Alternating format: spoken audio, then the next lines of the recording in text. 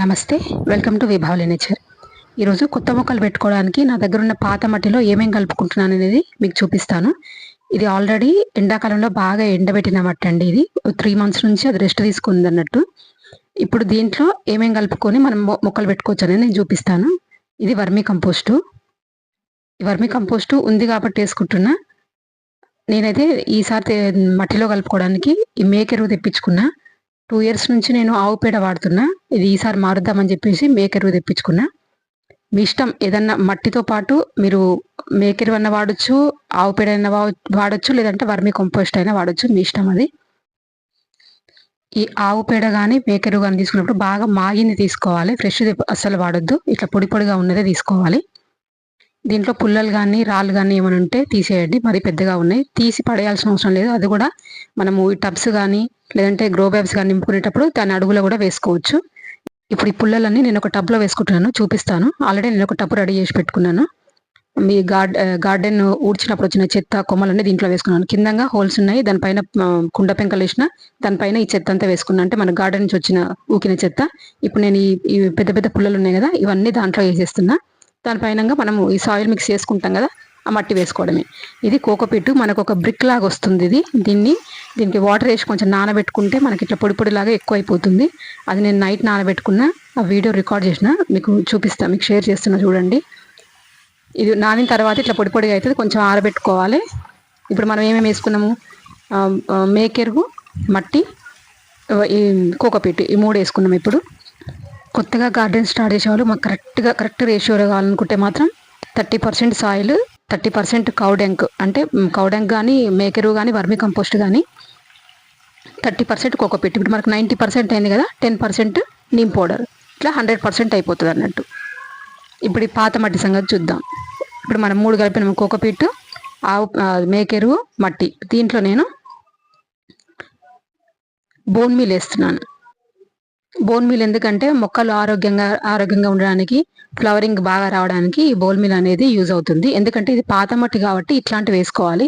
కొత్త మట్టి అనుకున్న వాళ్ళు 60% మట్టి, 40% ఎరువు కానీ, లేదంటే 50-50 కానీ తీసుకోవచ్చు. ఇది వ్యామ్ అండి. ఇది మాత్రం పాత మట్టిలో మనం మొక్కలు పెట్టాలనుకున్నప్పుడు వ్యామ్ మాత్రం కంపల్సరీగా వాడండి.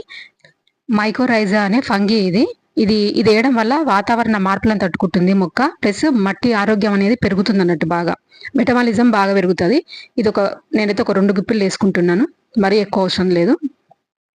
వేర్లకు నీటిని గ్రహించే శక్తి మరియు ఇట్లా న్యూట్రియంట్స్ గ్రహించే శక్తి పెరుగుతుంది అన్నట్టు ఈ వ్యామ్ వల్ల. నెక్స్ట్ ఇది వేపపిండి, ఇది కూడా కంపల్సరీ. ఇది 2 గుప్పిళ్ళు వేసుకుంటున్నాను నేను. వేపపిండి అనేది మనం ఫస్ట్ గార్డెనింగ్ చేసుకున్నా, తర్వాత మన పాత మట్టిని కొత్త మట్టి లాగా చేసుకున్నా కూడా ఇది కంపల్సరీ. ఇది ఒక 2-3 గుప్పిళ్ళు వేసుకోవచ్చు. వేపపిండి అనేది కూడా కంపల్సరీ. ఇది వర్మిక్యులేట్. ఇది మట్టి ఇట్లా గట్టి పడకుండా, ప్లస్ నీటిని కొంచెం పట్టి ఉంచుతుంది అన్నట్టు. ఇది ఒక 2 గుప్పిళ్ళు వేసుకుంటున్నాను నేను. అంటే పాత మట్టిని మనము ఇట్లా కలుపుకునేటప్పుడు ఈ జీవరసాయన ఎరువులు మనకి ఏవి దొరికితే అవి వేసుకోవచ్చు. అంటే ట్రైకోడర్మా కానీ, లేదంటే సూడోమోనస్, ఇట్లాంటివి కూడా కలుపుకోవచ్చు. ఇంక ఎక్స్ట్రా నా దగ్గర ఇవే ఉన్నాయి కాబట్టి ఇవే కలుపుకుంటున్నా. ఈ జీవరసాయన ఎరువు అనేది నేను ఆర్గానిక్ గార్డెనర్ సంపత్ గారి దగ్గర నుంచి తెప్పించుకున్నానండి. నేను ఇట్లా మొత్తం మిక్స్ చేసుకుంటున్నా. బాగా కలుపుకోవాలి, మట్టిని అంతా బాగా కలుపుకొని అప్పుడు మనం టబ్లో కానీ గ్రో బ్యాగ్స్లో కానీ ఫిల్ చేసుకోవచ్చు. ఈ పాత మట్టిని కలుపుకునేటప్పుడు మాత్రం ఈ జీవరసాయన ఎరువులలో ముఖ్యమైనది అయితే వ్యాము. ఇది వేసుకోవడం వల్ల మనకి ఆకులు ఆరోగ్యంగా ఉంటాయి, మొక్క ఇమ్యూనిటీ అనేది బాగా పెరుగుతుంది. ఇది మొత్తం మిక్స్ చేసుకున్నా. ఇట్లా మొత్తం బాగా మిక్స్ చేసుకున్న తర్వాత ఇప్పుడు నేను చూపించిన కదా టబ్బు, ఆ టబ్బులోకి ఫస్ట్ అయితే ఆ టబ్బులోకి ఎత్తేసుకుంటా. ఈ టబ్బులోకి ఎంత పడితే అంత ఎత్తేసుకుంటా. నేను ముందు వీడియోలో చెప్పిన కదా, అంటే 2018లో నాకు తెలిసిందని. ఆ పేపర్ కటింగ్ నేను తీసుకొని పెట్టుకున్న 2018. మీరు డేట్ కూడా చూడొచ్చు. ఆదివారం 29 జూలై 2018లో నేను పేపర్ కటింగ్ తీసి పెట్టుకున్నా. అప్పుడే నాకు తెలిసింది ఇట్లా మిద్దె తోటపై చెట్లు పెట్టుకుంటున్నారని. మన మిద్దె తోట నిపుణులు తమ్మేటి రఘుమోత్తమ రెడ్డి గారి సూచనలు అని చెప్పేసి ఇట్లా ఇచ్చారు. అప్పటి నుంచి పేపర్లో ఎప్పుడు, అంటే ఈ టెర్రస్ గార్డెన్ గురించి ఎప్పుడు వచ్చినా కూడా దాని కటింగ్స్ అన్ని పెట్టుకుంటుండే నేను. ప్రతిదీ అట్లా కలెక్ట్ చేసి పెట్టండి. ఇంకా చాలా ఉన్నాయి. ఇప్పుడు హరితం ప్రాణహితం అని ఇట్లా ఏది వచ్చినా కూడా, తోటకు సంబంధించిన ఏది వచ్చినా కూడా కటింగ్స్ అనేది నేను జాగ్రత్తగా దాచిపెట్టుకుంటుండే. ఇప్పుడు మనం ప్రజెంట్లోకి వస్తే ఇది అయిపోయింది. ఆ టబ్బు ఫిల్ చేసిన ఇంకా మిగతా ఈ స్టాండ్ చూసిండ్రా, ఇది మీషోలో తెప్పించుకున్న స్టాండ్, ప్లాస్టిక్ కానీ బాగానే ఉంది. ఈ ఐరన్ స్టాండ్ ఒకటి, ఐరన్ స్టాండ్ అయితే మనకి నర్సరీలో కానీ లేకపోతే ఈ స్టీల్ బజార్లో కానీ దొరుకుతాయి. ఈ ప్లాస్టిక్ స్టాండ్లు అనేవి మన ఆకుకూరల టబ్స్ పెట్టుకోవడానికి బాగుంటాయని తెప్పించిన. కాకపోతే ఈ పెద్ద టబ్బులు కూడా పడుతున్నాయి, నేను ట్రై చేసిన కూడా ఇంతకుముందు. ఈ పెద్ద టబ్బు కూడా ఒకసారి పెట్టి చూద్దాము. మంచిగానే సెట్ అయిపోయింది. ఇది 18x6 grow bag, leafy vegetables కోసం అని తెప్పించుకున్నా. అందుకనే కొత్తది కదా, చకచక మెరుస్తుంది. దీంట్లో ఫస్ట్ ఒకటే హోల్ ఉండే, దీనికి నేను ఒక 4-5 పెట్టుకున్న, వర్షాకాలం కదా, డ్రైనేజ్ సిస్టమ్ బాగుండాలని చెప్పేసి. దీంట్లో ఫస్ట్ కొన్ని ఎండాకులు వేసుకుందాము. నేను చెప్పిన కదా నేను ముందు వీడియోలో, నేను ఇట్లా పార్క్లో కానీ ఎక్కడైనా ఎండాకులు కలెక్ట్ చేసి పెట్టుకుంటానని. కానీ నేను చేసిన పొరపాటు ఏంటంటే ఈ బ్యాగ్స్లలో పెట్టుకోవడం. ఈ ఎండకి మొత్తం ఇట్లా అయిపోయి ఇది మొత్తం వాడిపోయి మట్టిలా లేకపోతే గార్డెన్లా ఏడ చూసినా కానీ, టెరెస్ గార్డెన్ మొత్తం మిద్దె తోట మీద మొత్తం ఇదే కనిపిస్తుంది. ఇట్లా ఎండాకులు తెచ్చుకుంటే మాత్రం డ్రమ్లో వేసుకోండి, మంచిగా ఉంటుంది. ఫస్ట్ అయితే ఈ ఎండాకులన్నీ వేసుకుందాం. చూసినారా, వర్షానికి కింద మొత్తం బ్లాక్ అయిపోయింది. హాఫ్ మొత్తం కంపోస్ట్ అయిపోయింది కింద మొత్తం. కొంచెం ఎక్కువ అయినా కొన్ని తీసేసుకుంటా. దీని తర్వాత మట్టితోటి ఫిల్ చేసుకోవడమే. చూడండి ఎంత బాగుందో, మంచి మట్టి వాసన వస్తుంది.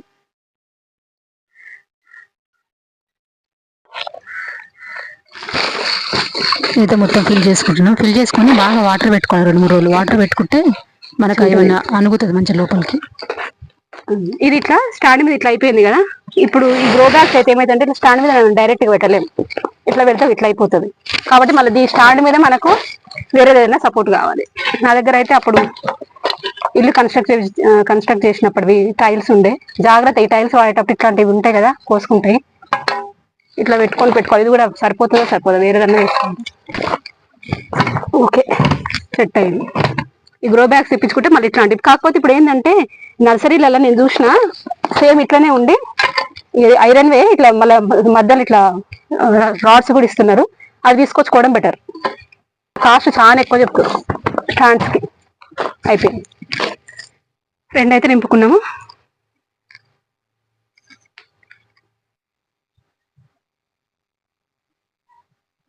ఇవన్నీ ఖాళీ చేసిన. దీంట్లో మట్టి మొత్తం ఇగో ఇది ఇక్కడ ఉంది. ఆ కుండీలన్నీ ఖాళీ చేసి ఇప్పుడు కలుపుకున్న మట్టి వీటిలో పోసుకుంటా. తర్వాత ఇప్పుడు అది ఏ ప్రాసెస్లో అయితే కలుపుకున్నానో సేమ్ అదే ప్రాసెస్లో మళ్ళీ మట్టి కూడా కలుపుకుంటా. దీంట్లో అయితే ఆకులు ఇంకా డికంపోజ్ కూడా కాలేదు. కాకపోతే తీసేసిన, కొంచెం లోపల మట్టి కొంచెము గట్టిగా అనిపించింది, అందుకనే తీసేసిన.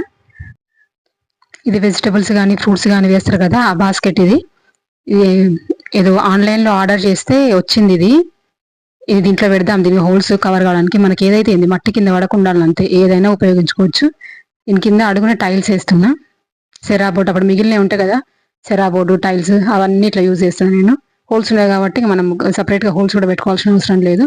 ఈ టైల్ పెద్దగా అయ్యేటట్టుంది. ఇక్కడ ఒక కార్డ్బోర్డ్ ఉంది, ఆ కార్డ్బోర్డ్ పెట్టేస్తాను నేను. ఏదైనా యూజ్ చేసుకోవచ్చు, మట్టి పడిపోకుండా ఉండాలంతే.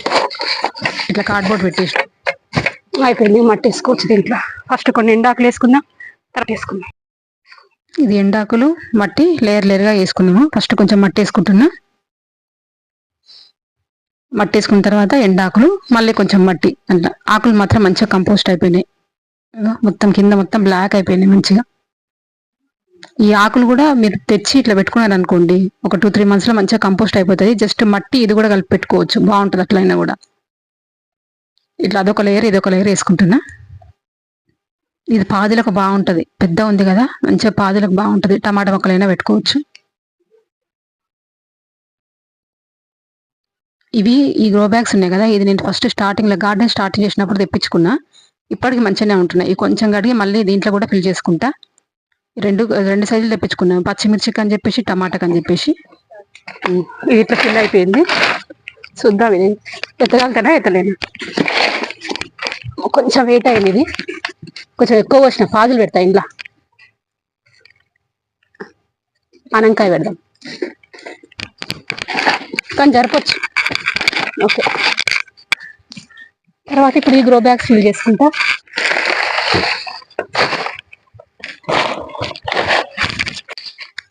ఇది ఆకుకూరలకని నింపుకుంటున్నా. 50 రూపీస్ డబ్బు. కొలుసు మీద కుండ పెంకలు పెట్టుకొని ఇంకా మట్టి కొంచెం ఆకులు వేసుకుంటున్నా, ఎందుకంటే బాగా కంపోస్ట్ అయిపోయినాయి కాబట్టి. తర్వాత ఇది నిండా మట్టి వేసుకోవడమే. దీంట్లో మనం పాలకూర కానీ లేకపోతే తోటకూర కానీ ఏదైనా పెట్టుకోవచ్చు. ఇట్లా అయిపోయింది. మొత్తం సెట్ చేసేసిన, ఎత్తి ఊడ్చి పెట్టేసిన మొత్తము. ఈ టబ్బు పాదులకే, ఈ ఫ్రూట్ బాస్కెట్ కూడా పాదులకే. వీటిలోనే టమాటా మొక్కలు పెట్టుకోవాలి, కాశీ టమాటా. ఇదిగోండి మంచిగా అయినాయి, అప్పుడు నాకున్నాం కదా, మంచిగా రీసా పెట్టుకోవాలి. దీంట్లో ఎవరో లీఫీ వెజ్. ఇట్లా మొత్తానికి మీద కుండీలు అయితే నింపుకున్నా.